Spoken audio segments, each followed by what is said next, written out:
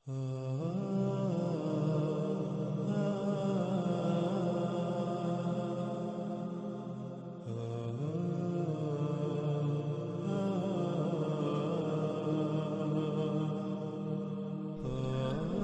گزشتہ ایک ساتھ میں دعوت الارض کے موضوع پر قرآن الحکیم سے تفصیل کے ساتھ بات ہو چکی۔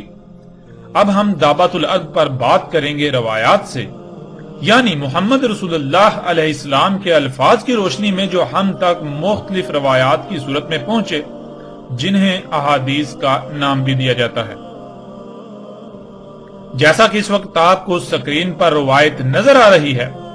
جس میں رسول اللہ صلی اللہ علیہ وآلہ وسلم نے کہا،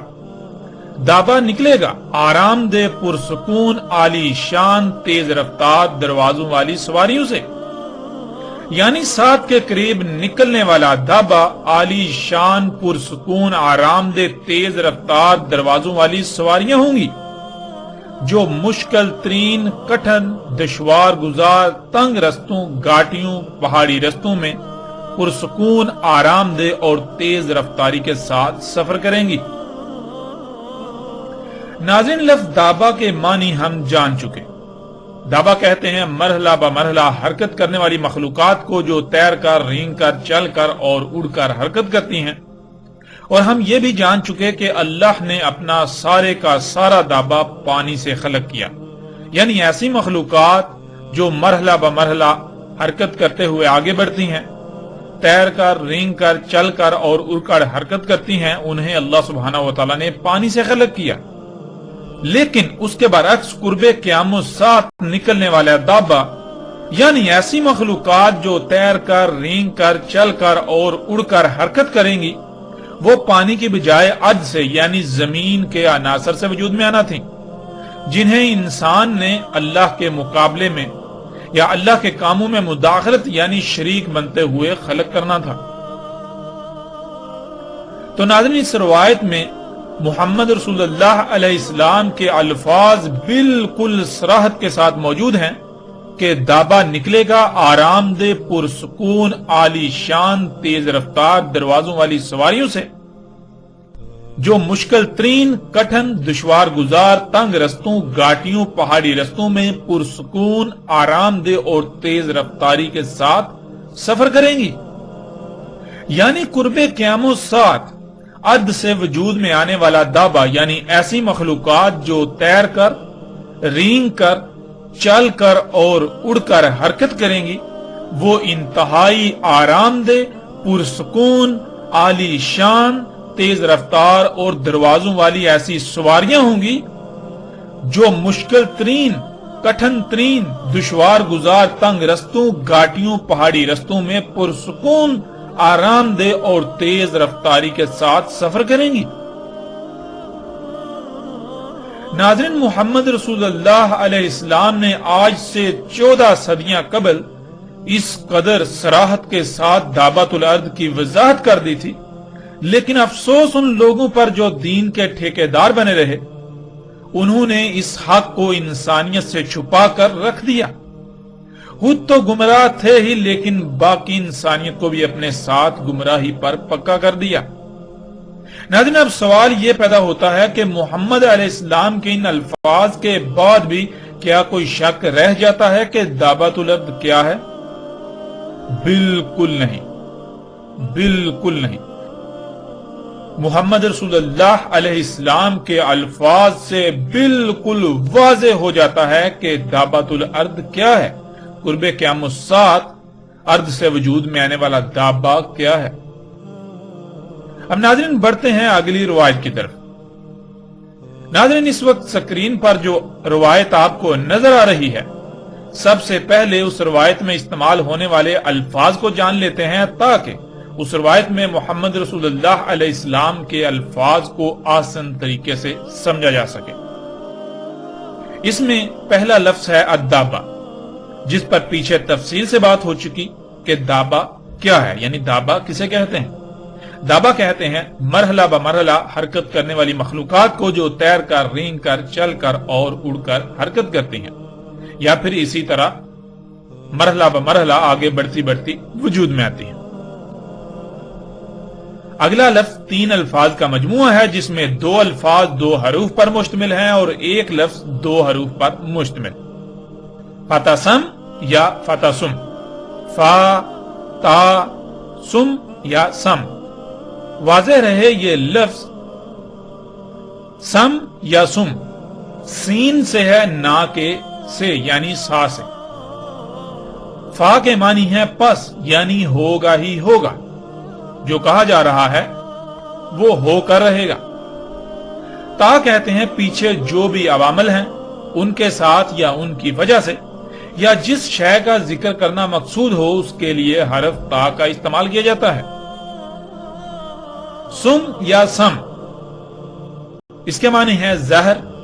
ایسا زہر جس سے انسانوں سمیت تمام جانداروں کے اجسام میں مختلف بیماریاں و خرابیاں پیدا ہوں،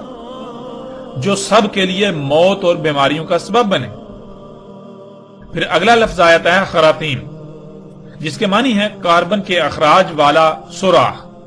پائپ وغیرہ، سائلنسر، چمنی وغیرہ. انسان جہاں سے کاربن کا اخراج کرتے ہیں یعنی ان کی ناکیں، انہیں عربی میں خراطیم کہا جاتا ہے.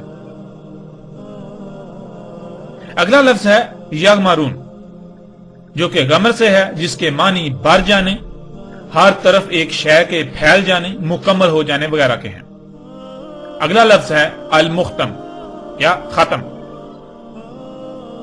زہریلی آب و ہوا، بدبو، نقصان دہ جراثیم وغیرہ سے حفاظت کی خاطر ماسک یعنی ناک پر کچھ ایسی شے کا پہنے ہونا جس کے ذریعے سے آب و ہوا میں موجود زہریلے مادوں، نقصان دہ جراثیموں اور بدبو وغیرہ سے بچا جا سکے. خاتم کہتے ہیں ماسک، گیس ماسک، دھوئیں، زہریلی آب و ہوا، دھول اور نقصان دہ جراثیموں وغیرہ سے حفاظت کی خاطر ناک پر پہنے جانے والا ماسک. محمد رسول اللہ علیہ السلام کے وقت دھول مٹی سے بچنے کے لیے ناک ڈھانپنے کی غرض سے ماسک کی طرح منہ پر جو کپڑا لپیٹ لیا جاتا تھا اسے بھی ختم کہا جاتا تھا، یا گائے، اونٹ، بکری وغیرہ کے منہ پر جو ماسک اس غرض سے چڑھا دیا جاتا تھا کہ وہ جانور کا دودھ نہ پی پائیں، اور جانوروں کو مٹی یا گند کھانے سے بچانے یا فصلوں سے حفاظت کی خاطر انہیں کھلا چھوڑتے وقت ان کے منہ پر جو ماسک پہنا دیا جاتا تھا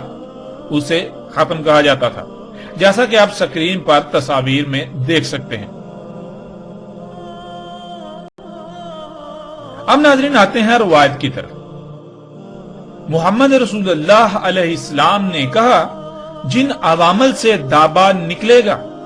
پس ان عوامل اور دابا اپنے کاربن کے اخراج والے سوراخوں سے انسانوں پر ان کی کاربن کی اخراج کی جگہ یعنی ناکیں زہر آلود کر دے گا، فضا کو زہر آلود کر دے گا، جس میں سانس لینے سے انسانوں سمیت مختلف مخلوقات کو طرح طرح کی بیماریوں کا سامنا کرنا پڑے گا، انہیں اموات کا سامنا کرنا پڑے گا.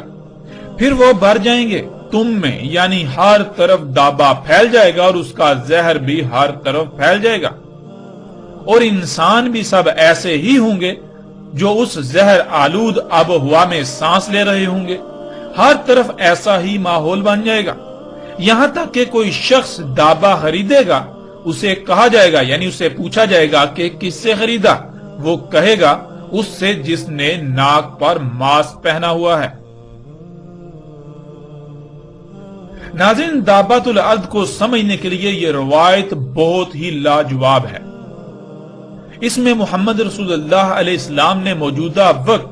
موجودہ معاشرے کو چند الفاظ میں ایسے بیان کر دیا جیسے کہ کسی شے پر بہت تفصیل سے بات کر کے اسے سمجھایا جاتا ہے. محمد رسول اللہ علیہ السلام کے یہ الفاظ صرف اور صرف انہی لوگوں کو فائدہ دے سکتے ہیں جو حقیقت میں مومن ہیں، جو فتنہ دجال کو جان کر اس سے بچنا چاہتے ہیں. اور محمد رسول اللہ علیہ السلام کے یہ الفاظ بھی در حقیقت ایسے ہی اللہ کے غلاموں کے لیے ہیں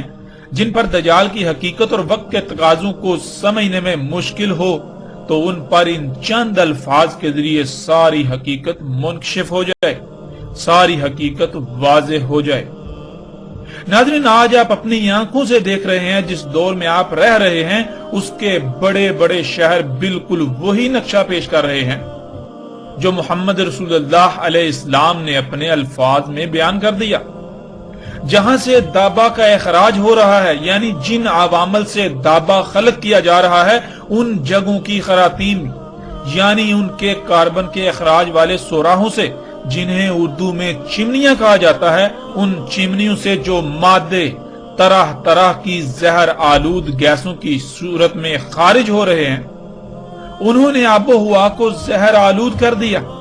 اسی طرح انسان کے دابا کی خراطیم یعنی کاربن کے اخراج والے پائپوں، سوراخوں، چمنیوں سے بھی وہی زہر نکل کر آکسیجن کو زہر آلود کر رہا ہے، جو نہ صرف انسانوں بلکہ زمین پر پوری حیات کے لیے بیماریوں اور اموات کا سبب بن رہا ہے،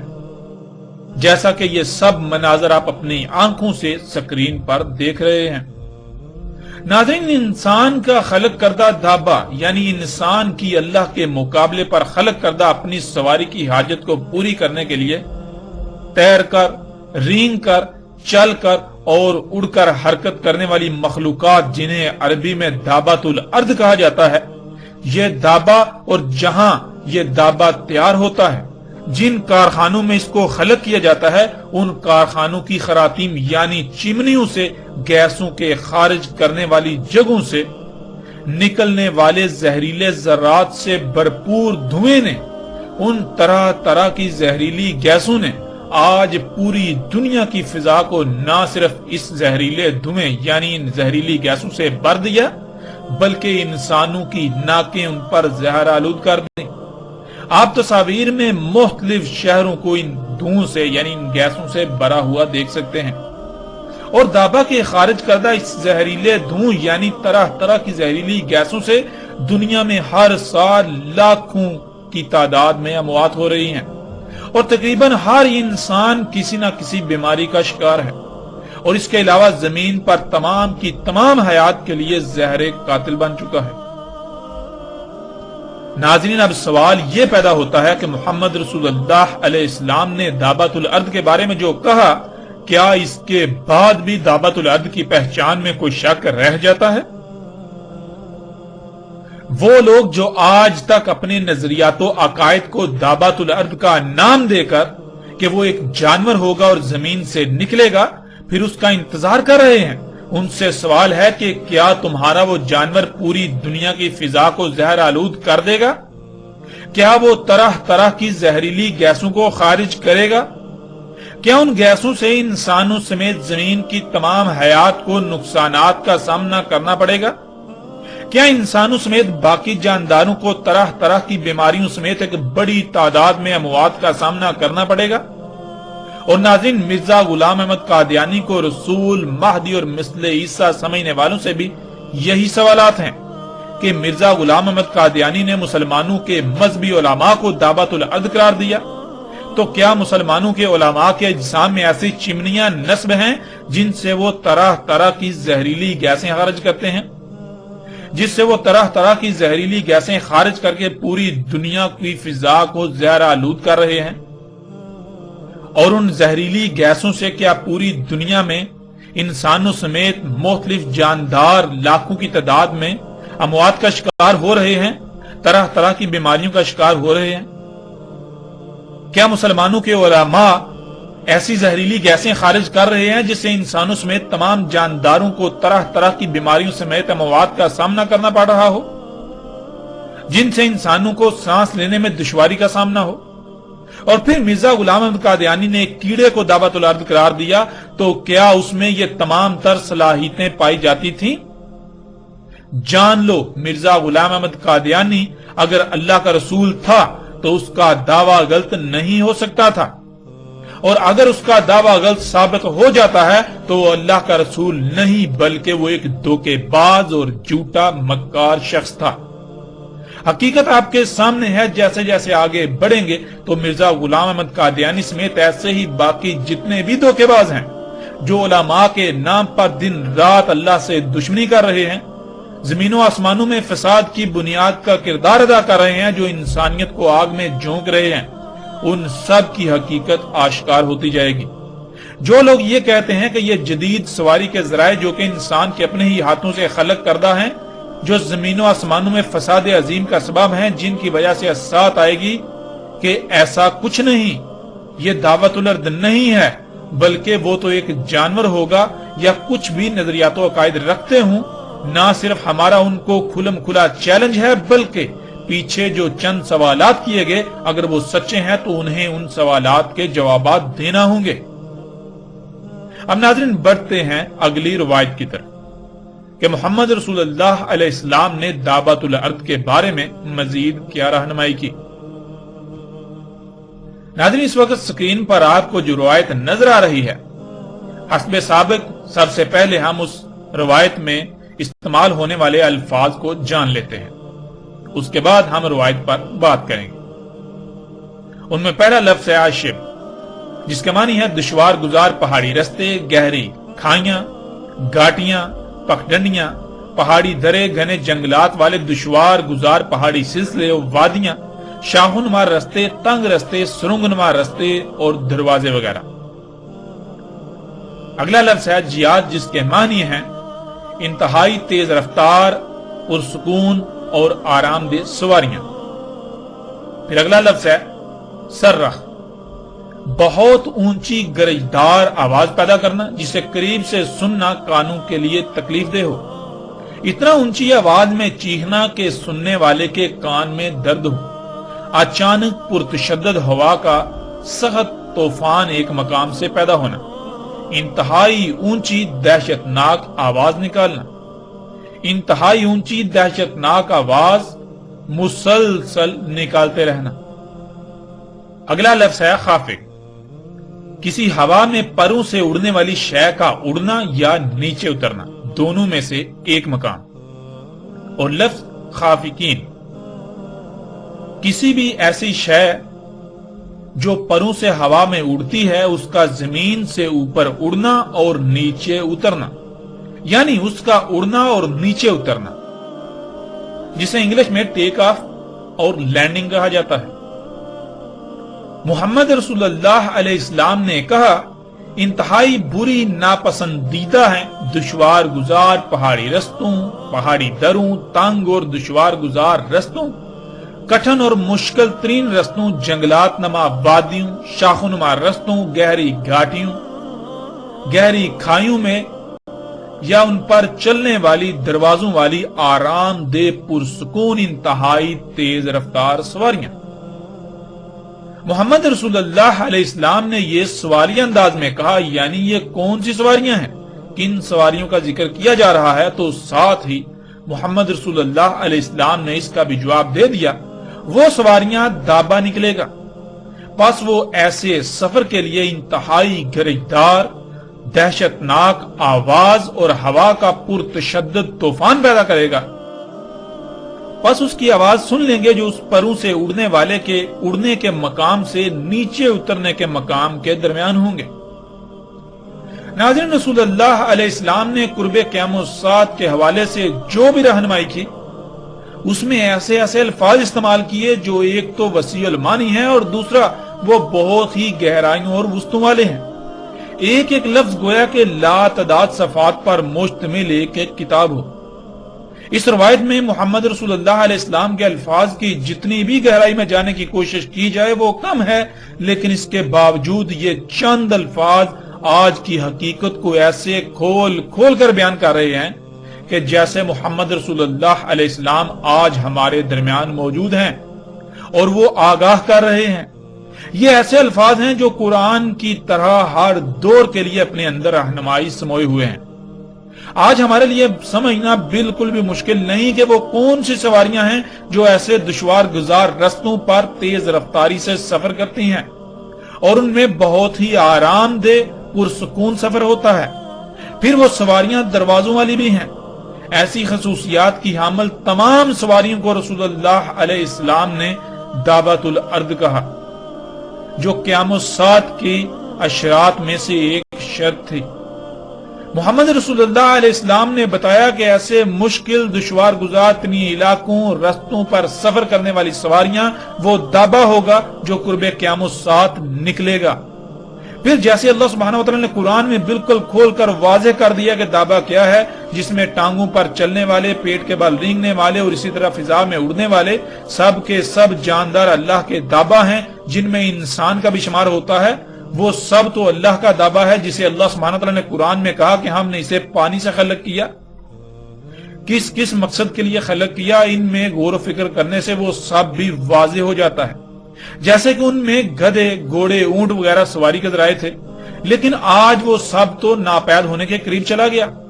تو پھر آج جو کچھ ان کے متبادل کے طور پر ہے، جو کچھ بھی ان کے متبادل کے طور پر موجود ہے، وہ سب کیا ہے؟ 2 2 3 3 4 4 یا اس سے بھی زائد رجل یعنی ٹائروں پر چلنے والی گاڑیوں کی صورت میں، زمین پر رینگنے والی ٹرینوں، ٹراموں کی صورت میں، ہوا میں اڑنے والے جہازوں، ہیلی کاپٹروں وغیرہ کی صورت میں، اسی طرح سمندروں میں تیرنے والے جدید ترین بحری جہازوں کی صورت میں، یہ سب کیا ہے؟ سوال یہ پیدا ہوتا ہے کہ آخر یہ سب کیا ہے؟ ناظرین، اسی کو تو محمد رسول اللہ علیہ السلام نے دابۃ الارض کہا، اور اسی کو تو قرآن میں اللہ سبحانہ و تعالیٰ نے بھی دابۃ الارض کہا۔ یہی تو وہ سواریاں ہیں جو محمد رسول اللہ علیہ السلام کے بتائے ہوئے ایک ایک لفظ پر پوری اترتی ہیں، انتہائی آرام دہ، پرسکون اور تیز رفتار سواریاں۔ اسی طرح محمد رسول اللہ علیہ السلام نے پھر دابۃ الارض سے جو سب سے اوپر ہے اس کی بھی کھول کر صراحت سے وضاحت کر دی۔ وہ کون سی پروں سے اڑنے والی شے ہے جو انتہائی گرجدار، دہشتناک، کانوں کو پھاڑ دینے والی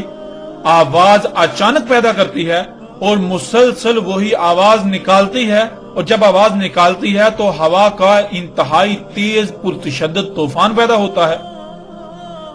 اس کے اڑنے اور واپس زمین پر اترنے کے درمیان جتنے بھی لوگ آتے ہیں اس کی آواز سن لیتے ہیں۔ اگر آج آپ غور کریں تو شک کی رائے بھی نہیں رہتی کہ آج کے یہ موجودہ ہوائی جہاز ان کے علاوہ اور کچھ بھی نہیں، الفاظ انہی پر پورے اترتے ہیں، جس سے یہ بھی واضح ہو جاتا ہے کہ آج موجودہ انسان کس قدر انتہائی خطرناک وقت میں موجود ہیں۔ اسات بالکل سر پر آ چکی، اور یقیناً جو لوگ آج دنیا میں موجود ہیں ان میں سے بہت سے ایسے ہوں گے جو اگر مومن نہ ہوئے تو اسات کو اپنی زندگیوں میں دیکھیں گے۔ ناظرین، ذرا غور کریں، یہی جہاز کا انجن جب سٹارٹ ہوتا ہے تو ایک تو اچانک گرجدار اور دہشتناک آواز پیدا ہوتی ہے،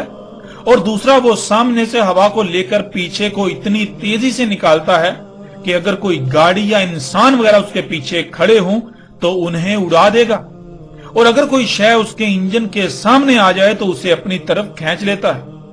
یوں یہی جہاز پرتشدد طوفان بھی پیدا کرتا ہے۔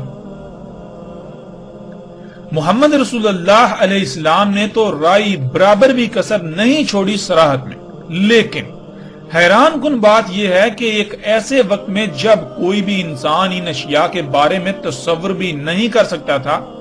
اس وقت ان اشیاء کے بارے میں ایسے الفاظ کا استعمال انتہائی غیر معمولی ہے۔ یہ کسی بھی سطح پر غیر معمولی اہمیت و حیثیت سے کم نہیں ہے۔ حقیقت تو یہ ہے کہ یہ الفاظ صرف اور صرف وہی شخص استعمال کر سکتا ہے جس نے یہ سب اپنی آنکھوں سے دیکھا ہو یا اسے دکھا دیا گیا ہو۔ اب ناظرین، فیصلہ آپ کے اپنے ہاتھ میں ہے۔ محمد رسول اللہ علیہ السلام کے الفاظ کو دیکھیے کہ جسے دابا کہا کہ وہ پروں سے اڑے گا، وہ ایک مقام سے جب اڑے گا تو واپس دوسرے مقام پر جب نیچے اترے گا تو اس دوران وہ انتہائی گرجدار آواز پیدا کرے گا، اور اس کے اڑنے سے لے کر نیچے اترنے کے درمیان جتنے بھی لوگ آئیں گے سب اس کی آواز کو سن لیں گے، اور جب وہ آواز پیدا کرے گا تو وہ انتہائی پرتشدد تیز ہوا کا طوفان پیدا کرے گا۔ ناظرین، ذرا غور کریں، یہ تمام کی تمام خصوصیات کس میں پائی جاتی ہیں؟ ذرا غور تو کریں، کیا اس سے بھی واضح الفاظ کچھ اور ہو سکتے ہیں؟ حقیقت ہر لحاظ سے آپ کے سامنے ہے، اور جیسے جیسے ہم آگے بڑھیں گے تو مزید روایات میں ہم دیکھتے ہیں کہ رسول اللہ علیہ السلام نے مزید اس دعوت الارض کے بارے میں کیا رہنمائی کی، کیا کیا الفاظ استعمال کیے۔